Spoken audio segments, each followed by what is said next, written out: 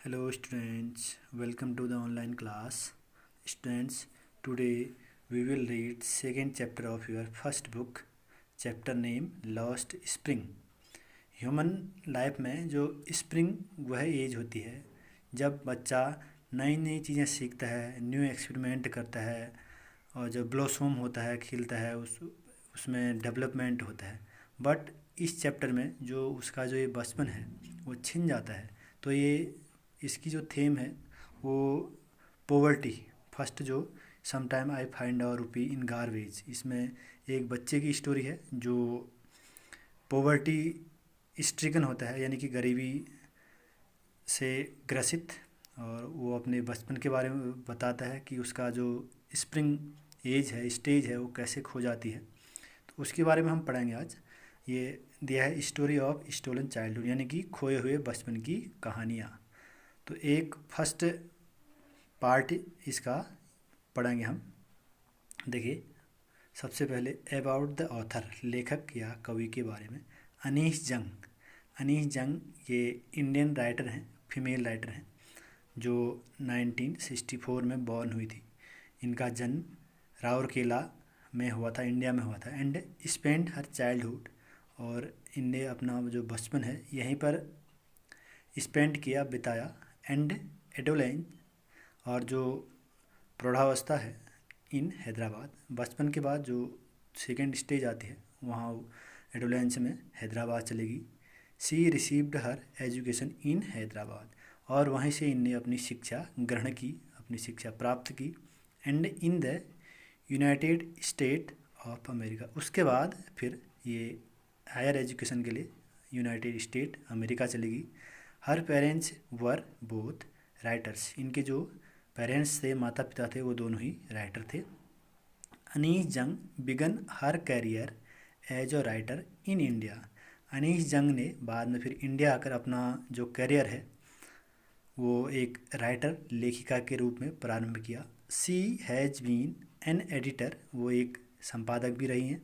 Columnist, columnist means जो बड़े बड़े अखबारों में राइटिंग वर्क करते हैं, और जो या फिर जो पत्रिकाएं हैं उनमें काम करते हैं, ये कॉलमिस्ट भी थी।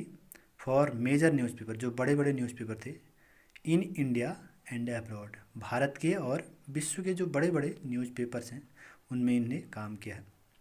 And has authored several books, और कई बुकें इनने ऑथर्ड की हैं, लिखी हैं। The following is an exert from her book, जो नीचे जो ये कहानी दी गई है, जो नीचे सार दिया गया है, वो इनकी बुक से लिया गया है। जो बुक है उसका टाइटल है लॉस्ट स्प्रिंग, खोया हुआ बचपन या खोया हुआ बसंत। और इसमें फिर सब टाइटल है स्टोरी ऑफ स्टोलन चाइल्डहुड, यानी कि खोए हुए बचपन की कहानियाँ। Here she analyse analyse the grinding poverty, यहाँ पर वो विश्लेषण करते हैं, संश्लेषण करते हैं जो ग्रिंडिंग पॉवर्टी है, यानी कि बहुत ख़राब स्टेज गरीबी।